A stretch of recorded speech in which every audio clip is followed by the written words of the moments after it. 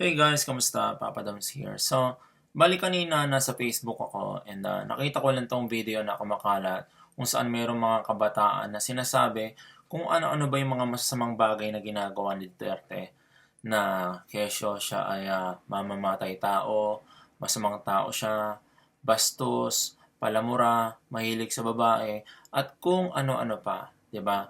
So, hindi ko naman ginagawa tong video na ito para ipagtanggol o kampihan si Duterte. Actually, wala naman akong kakampihan talaga sa kanilang lahat, 'di ba? At wala akong pinapanigan.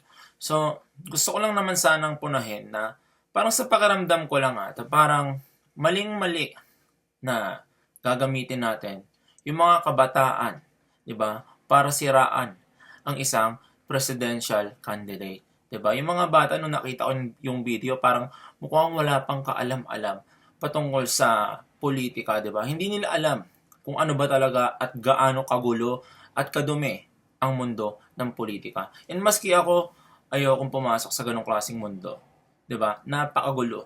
Mas magulo pa sa lababo namin. So, gusto ko lang naman sanang sabihin na walang taong perpekto. Lahat tayo nagkakamali.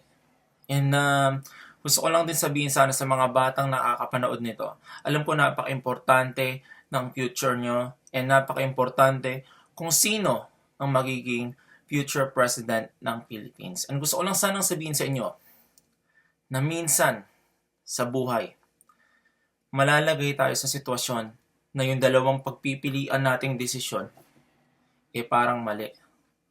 Pero, pipiliin natin dapat kung ano ba talaga yung mali na parang nararapat sa atin. Minsan wala tayong choice, di ba? Minsan sa bahay wala tayong maulam. Nyari, tuyo. Maski ayaw mo, kailangan kainin mo. Di ba? Minsan ayaw mo ng gulay, ayaw mo kumain ng gulay. Kailangan mong kainin yung gulay. Kung ano lang yun nandyan, yun lang yung pagpipilian natin, di ba? Sa politika, sa mga pagpipilian natin sa magiging future ng presidente ng Pilipinas, hindi natin mapipili yan. Sila-sila lang talaga yung choices. So, kung sino man yung gusto mo, kung sino man yung gusto nila, 'di ba? So, irespeto natin kung ano yung gusto ng mga tao. And sundin nyo lang. Basta sundin nyo lang kung ano ba talaga yung nasa puso niya, 'di ba? At gusto ko lang din naman sanang sabihin na yung mga nakikita ng mga kabataan ngayon sa Facebook, 'di ba? Meron yung paninira kay Binay na corrupt daw siya, magnanakaw, 'di ba? Tapos si Duterte, kung ano-ano yung mga sinabi sa kanya. Kay Grace po, yung citizenship daw niya. Kay Miriam, wala ako gano'n narinig. Hindi ko kinakampihan si Miriam pero okay naman si Miriam. Okay naman silang lahat, di ba? Tapos kay Marojas, alam niya na kung saan nabibili yung drugs, di ba? So kung ano-ano pang mga kasiraan at mga sinasabi sa kanila. So kung sino man yung iboboto nyo, basta sundin nyo kung sino yung nasa puso nyo, iboto nyo kung sino yung sa palagay nyo makakapagpabago, makakapagpaayos ng bansa natin.